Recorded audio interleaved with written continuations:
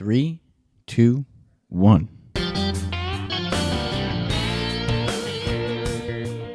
Episode 20. We're back. I'm your host, Anthony Cassese. Welcome back to the No Name Podcast. Back to another step on a crack and break your mama's back. Remember that as a kid? I remember taking walks with my family. They always said, if you step on a crack, you're going to break your mama's back. Those are the lessons you learn. Those are the lessons you remember. But like real talk for a minute. No jokes, no sarcasm. Maybe a little sarcasm. Just a smidgen. It's okay to keep things light, guys. Remember that this week and remember that for today's episode. I'm happy you're back and I got an episode for you. It's going to be one for the fucking history books. You might even write home about it. Or not. I don't know. I was telling somebody this week, they said something about the podcast. I said, I get on that podcast every week and I talk to myself. Every week I show up and talk to myself. No one's paying attention. It's just me. It's just me. I set up my podcast studio a little differently. I'm very proud of it. I think it's a testament to the fact that we all start somewhere. And I enjoy that. I love that. I think that's the thrill of it all. And that's okay. That's okay. And with spring fading into summer, I think it gives off that like weird energy. That like we're kind of shaking off that seasonal depression of like, God, this has been so miserable. Am I mentally ill? No. Am I lacking in vitamin D? Yes. Yeah. Go to the fucking doctor and get your blood work. You are not mentally ill. You're just lacking in some D. D who? D's nuts. Oh. Sorry. Sorry. It makes me wonder, and it makes me look at my life this time of year. It makes me look at it and go, who the hell have I been lately? Not that I'm not always asking myself that question in the first place. I think it's been a very introspective time of year, and it's a good time because right before you go into the summer solstice, get into the 4th of July and get into Memorial Day, and I think that's like the joy of living at the shore and living in New Jersey. This is like such a turning point time of year. Like, surf's up, the beach, hang 10, baby. We're going to go to Tiki Bar, have some drinks, get a couple rum buckets. You want to get your mind right. I don't even drink, but I do it for you. I would. I'm not a drinker. Would I drink, though? I'm a great drinker. I would love a drink. Thank you for asking. When do you want to go out? You don't want to go out. I understand. But it makes you look at what the hell have you been doing lately? It's a good question. It's a great question. And not in like a self-loathing, feel bad for me type of dramatic way, but more like, what story have I been telling with my days? And is it actually one that I would want to read?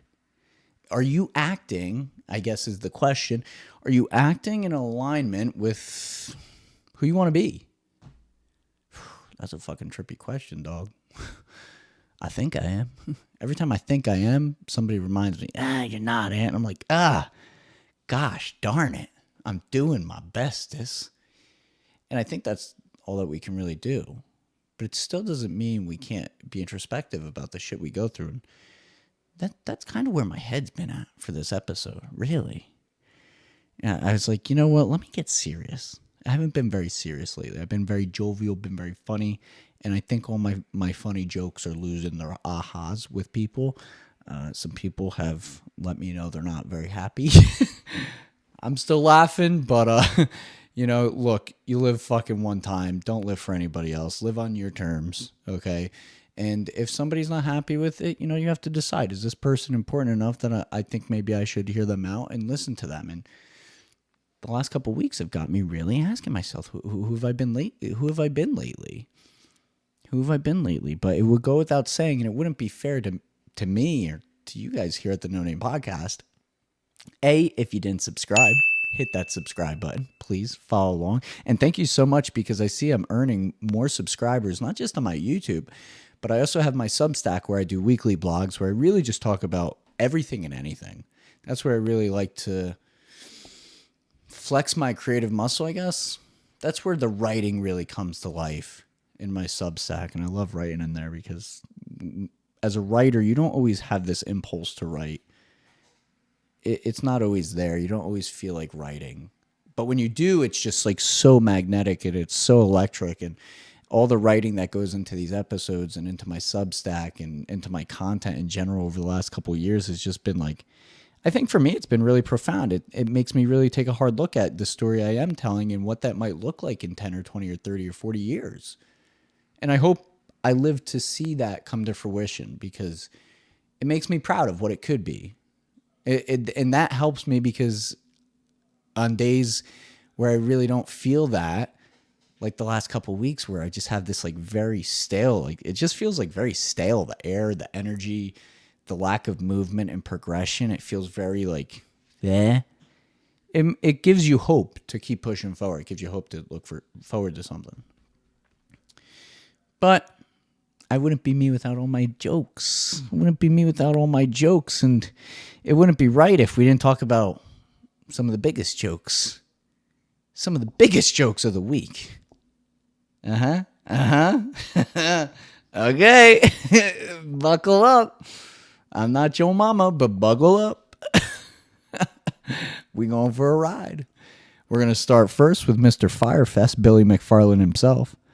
Nothing says trust us quite like the guy who gave people FEMA tents and cheese sandwiches for a fucking festival. Billy McFarland just could not give up on pitching his dreams of Fire Festival 2.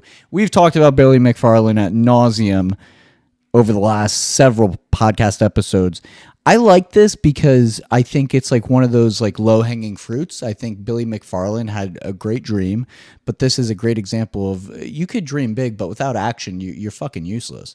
If you don't go out and get after it and don't make the excuses and blah, blah, blah, it's like you have to go out and get the fuck after it. There's just so many people these days that are going to be willing to do it. And if you're not one of them, you know, it's not going to end well for you. You know, we're just not that kind of society anymore where you can just get by. You need to like, dude, like post-COVID world, you need to go out and get after it. And I don't think Billy McFarland could. You know, we're a nation of goldfish with Wi-Fi. We've watched this man tank the most hype music event of the decade, serve federal time, and now he was like, round 2, baby. And people were lining up. There were people who were interested in this. But the sad news is for Billy McFarland is he actually put the festival up for sale. He is selling it. He is selling the festival. He is selling it. Right before it was supposed to launch. What a smack in the face. I look at some festivals I went to growing up, like Warped Tour and like Bamboozle, and like those were festivals, man. Those were a good time. They were well put together. You know, you never told your parents where you were going. You just said you were going to your friend's house, and you were gone for the weekend, and that was that. Nobody asked questions, right? You came back after a long weekend. Your parents asked you how to work, and you're like, hey, everything's good. Everything, you know. But you've got 65 new songs in your fucking brain and a line of fucking playlists that you want to figure out how to, you know, burn onto a new CD. Like, dude, that was a different time. That was a different time. But that's not where we live these days, you know? It's a different world. I think it's too bad that Billy McFarland had to sell the festival, and I fear for the person that buys it. That shit's radioactive. It's like Chernobyl.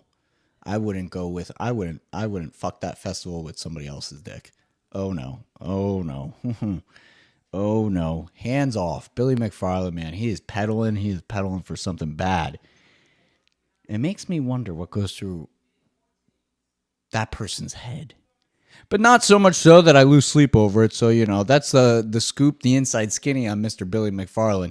We're going to be keeping a close eye on him because I know, you know, we both know that, hey, look, people are destined for failure. But some people, you know, look, I think you should always root for the underdog. I've always saw myself as the underdog. I always believed in the underdog. A part of me wanted to believe that Mr. McFarland could get it together and maybe he could pull off this Fire Festival. But to turn around and sell it, come on, dude. What a, you know, quite literally a sellout. Quite literally a sellout. I'm not mad about it. I'm just saying I'm going to talk shit about it because I'm like, dude, Like this isn't early 90s Americana. Like, like get it together. Like you don't have time for fucking dicking around on social media. It's so bizarre to me. This generation just doesn't fear failure. They monetize it. And what they do on social media is just so bizarre. So fucking bizarre. That's why I look at it as like low-hanging fruit. Like I could monetize it in views. People could monetize it in tickets. I mean, the guy was selling $1 million tickets for a festival. I digress. I'm too worked up. This is me. This has been me for weeks now. I'm just getting worked up over little things. I feel emotionally invested into this shit, because we've been following Billy McFarland, and he's just been like saving face all over social media. And I'm just like, what the fuck's that about, dude? Like, tell the people.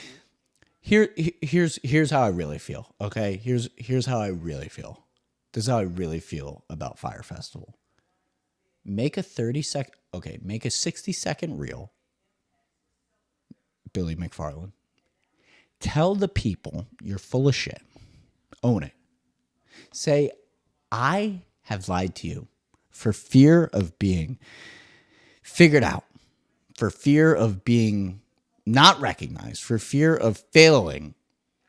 I want to launch this festival, but I need your support, and I want to do it right. And then tee up a date like 2 years from now. Do it right, dude. People will flock to the authenticity of people more these days than anything else. You want to monetize anything, monetize being authentic, being transparent, being genuine, being who you really are. People will love that more than anything. You could fucking market whatever the fuck you want. You can create all this bullshit, smoke and mirrors, yada, yada, yada, yada, yada, yada, yada, yada. People see through the bullshit. They don't want any. People don't want any more bullshit. People don't have any capacity for bullshit anymore. They want real. I want real. I would appreciate somebody having some ownership in their failure, picking themselves back up by the bootstraps and trying and being honest. Like, yo, look, I really want to get this festival off the ground. I don't know how to do it. I fucked up. I got thrown in prison. I realized the errors of my ways. I'd like to try again. That I think we'd be more receptive to. So, Billy, if you're watching this, bro, heed to my advice, my friend. It's worth it. It's worth it. And if you need some more advice to heed to, go on to my Substack. The Substack link is in my profile down below somewhere. Go to my Substack, subscribe. I'm always giving out tips and tricks on how to be a better human being and how to be a little bit more productive. And hey, how to have fun. How to have fucking fun. Fun is the key. Key. Without fun, I don't want to be a part of it. If I'm not having fun, I'm not doing it. You see me doing something, I'm not doing shit, I'm not having fun. This, I'm having fun. I like having fun. I could get on here every week and just fucking create whatever the fuck I want. I just like fucking talk about stirring the pot. I could just fucking stir the whole goddamn world. Like, like it could be whatever. So go subscribe to my Substack. I think we're up to 21 subscribers. That's pretty cool. We're at 15 subscribers on YouTube. Pretty cool. You start somewhere. I got Instagram. I got like 40,000 followers. Means dick. Means nothing. Means absolutely squat. Zero. If I don't enjoy what I'm doing, if I don't love what I'm doing, it means nothing. No amount of likes, no amount of comments. And I love the people that support me. I will always love those people because I think they see something in me that maybe I can't see in myself. But it's all very superficial. It's all very surface level. It's all very not real. It's for entertainment. It's for learning. It's for being informed. It's for keeping up. It's those things, right? And leaning into that and recognizing, hey, look, being your best self and being your most authentic self, social media should just be an extension of who we are, not a totally different world. Just saying. Speaking of emotionally detached masterminds who operate in silence, not me. I don't operate in silence. I operate in volume and destroy expectations. The man, the myth, the legend, he's been in the headlines. I mean, you probably saw him on Love Island, Temptation Island. I fucking can't stop calling that thing Fuck. I cannot stop calling Temptation Island Love Island. It just feels like a so much more fitting terminology for it. But you may have seen him somewhere on TMZ. He's been doing some very Ken Dracula type shit.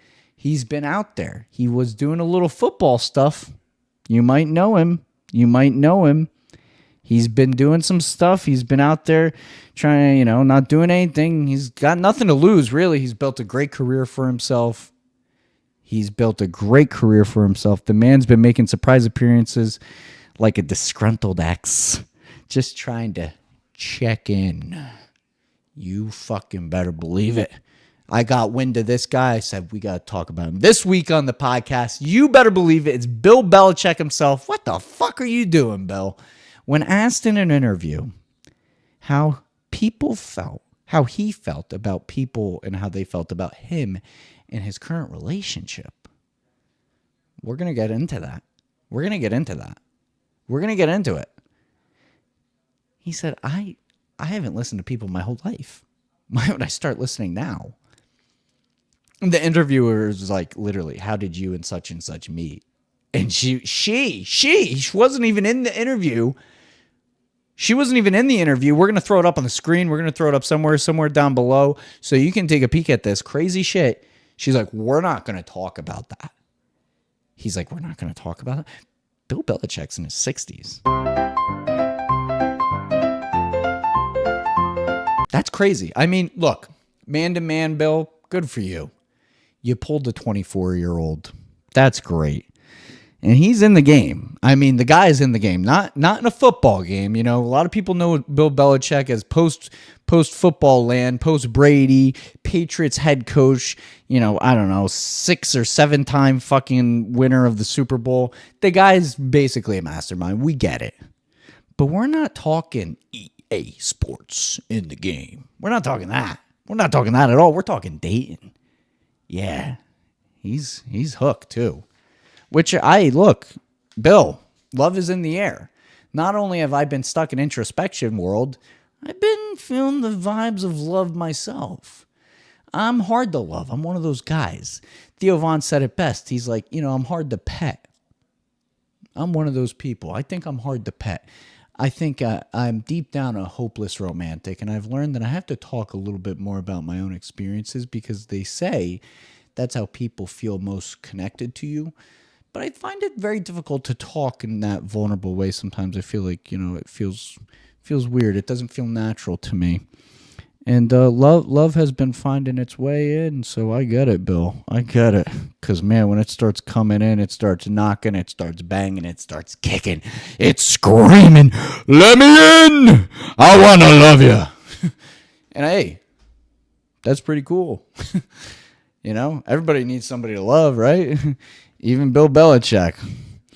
Wild, because I just assume he produced asexually. In a fog of game film and hoodie lint.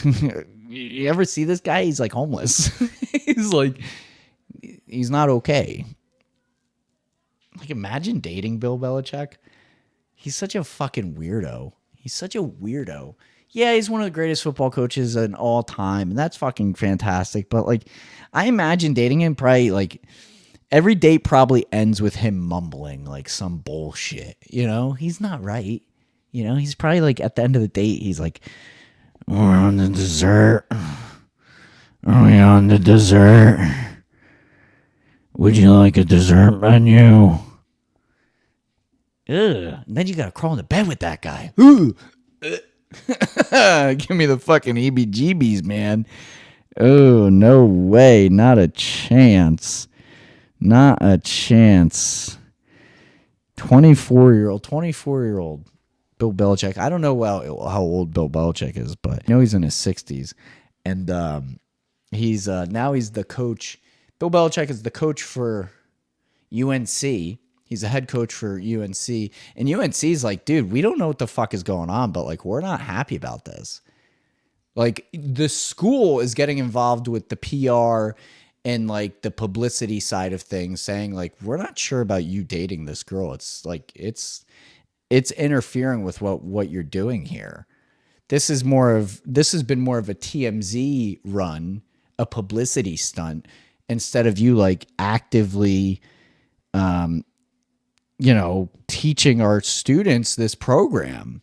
That's terrifying, because Bill's just like in a different world. She was actually, his girlfriend, Jordan, was actually just assumed the role as the chief operating officer of the North Carolina Tar Heels football team. That's at UNC, and that's at Chapel Hill. Pretty terrifying shit. Girls, I mean, look, if she's qualified, she's qualified. There's no ifs, ands, or buts about it.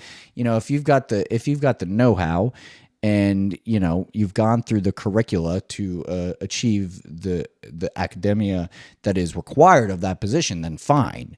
But if you're just getting by on hopes and dreams, like Aladdin was on his fucking magic carpet, then you probably don't belong. You ever play that game where it's like you got to find the imposter? You might be the imposter. And that's really too bad, because it's like this is a great program. But the school's really concerned about the involvement between these two and how it may affect the program. If one has to wonder if the on-field product, right, the football team, the players, starts to overlap with what's happening off the field.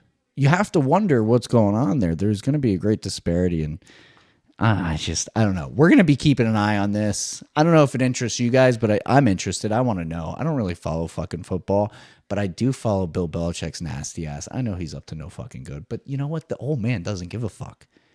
That's one of the greatest things about getting older. I'm not realizing that until recently, and without a lot of introspection and some really amazing people that are willing to call me out on my bullshit. Hopefully you have a couple too. You don't just get there, right? Like one day you get a little older and like you get loose-lipped. You just start saying whatever because you don't care as much, because you realize, oh my God, caring has gotten me nothing but hurt. Caring has gotten me nothing but taken advantage of. I remember even into my mid-20s, I was just like so good to people that just like would fucking burn me at the first chance they could. It always just, and it like just sucked that it was like that, because like, I felt like I was giving so much of myself, like, why would they do that to me, right? Like, why would a person do that?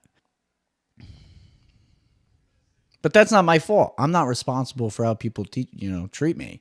I am responsible for how I act, and I am happy now that I'm a little older, because when you get a little older, you have some of that wisdom. When I was 18, you don't have any wisdom at 18. You don't know shit at 18. I was so busy trying to make sure my mother didn't kill me that I was like, fucking wisdom. I don't have any wisdom. There's no wisdom there. But I'm learning now, with that wisdom, I also have, I don't have to caution so much, because I trust what's happening a little bit differently. I trust myself more. If it feels right, I feel it. It feels right. I'm going for it. And that's where I started today's episode. And it's something that I hope Bill Belichick and that other crazy bastard, Billy McFarland, consider. What is that story that they're going to be putting together for themselves? And hey, some people care. Some people don't give a fuck. That's fine. I'm neither here nor there about that. But I am here for the people that do really wonder about these things as much as I do. Because the hardest kind of love to give is the kind we owe to ourselves. That is the hardest kind of love. It's like the love you have for your pet or your baby. I have pets, so I can't say babies. But when you bring your dogs or your cat to the vet, if they're sick, you get them the medication. And Jordan Peterson, he explained this in a really, really like profound way years ago. And I'll do my best to kind of do the Cliff Note version. You want your pet to get better, and you'll nurse it back to health. You'll give it this medication every day. You won't forget it. You'll be on top of it because you're really concerned. You love them so much. It's also the same reason I feel like, vets take advantage of fucking pet owners. That's a story for another day. Fuck you fucking vets. Anyway, but you nurse them back to this place, and you give them this tremendous amount of love. And it's like, what if you could give yourself all of that kind of love? The same grace that you give your pet to get better. The same space, right? The understanding, the compassion, and the patience, most of all, the patience that you give to your pet while they're sick to get them better. Why is it we struggle so badly to give that to ourselves when really we're the ones that deserve it the most? Self-love isn't loud. That's why. It's just one of those things. It's not filtered or performative. It's not about bubble baths or buying yourself something expensive. Sometimes it is. Sometimes it's not. But most of the time, self-love looks like forgiveness for the times we didn't know better, for the days we didn't show up fully. There's been so many times this last week where I just couldn't show up fully. There's been so many times this last week where I just couldn't forgive myself for my mistake or my confusion or my lack of understanding. And the anxiety gets the better of us, right? It gets the better of us. But there's going to be so many days where we don't show up fully for ourselves. And I'm learning that that's okay. I didn't know that growing up. I was taught quite the opposite. You show up fully. You never have a down day. You never have a bad day. There's no such thing as forgiveness. Pick yourself up and move the fuck on. That's what I was taught. I'm a little older now, and I'm starting to think, one day I want to have kids. What do I tell them when they have a bad day, right? How would I want people to take to that? How would I feel about it? I started to think, I'm like, oh my God, I really want to do better. I really want to do better, which means A, recognize it. B, hold yourself fucking accountable. Because for too many years, you let fear drive your car. You let fear drive you from A to B without accountability, without introspection, without follow-up, without doing the work. I think it's really important that we show up for ourselves fully. We recognize our feelings, even the bad ones, and we're forgiving, not just of ourselves on our bad days, but of others, because that's the essence of life. And I'm starting to understand that, life isn't a vacuum. That's just not what it is. It's just not, we don't learn to love ourselves in a vacuum. That's not how you do it. You have to get out into the world, and you have to learn by watching the people around you, which is really something special. Whew. We learn it by the people around us. I've got so many amazing people in my life. I feel it's like I think that alone is like overwhelming to me, and I learn from them. Some of them are more patient, some of them are more understanding, some of them are smarter and intelligent, and and it makes you reach for something. It makes you reach for something. So if you got someone in your life who makes you feel seen, that is something special. You should hold on to that. Let it teach you, and let it reflect something good back to you. That is the motto. That is the motto that you should live by. Embrace all that you are fully. Be forgiving on your bad days. Forgive others on their bad days. And embrace the fact that there are so many beautiful people around us to teach us that we can do better, that we are better, that we are more than the sum of all of our problems. What a great episode this week. I hope you enjoyed it. I'm going to be taking a lot of time this upcoming week for some introspection, and definitely keeping an eye on Bill Belichick's nasty ass, right? Make sure you guys subscribe to the channel. And if you've already subscribed, thank you so much. I hope you're enjoying the podcast. We're only getting going. I'm going to be doing some rearranging here. So if you got some ideas for how we should rearrange the podcast, let me know. I'm not saying I'm going to do it, but I am open to ideas. I got a couple ideas myself. Yeah, we got some good things coming up, so it's a lot to look forward to. Summer's on the way here, and hopefully you save the podcast and you can watch it and listen to it a lot. That'll make me very happy. Thank you for being here. I'm your host, Anthony. Till next week. Bye.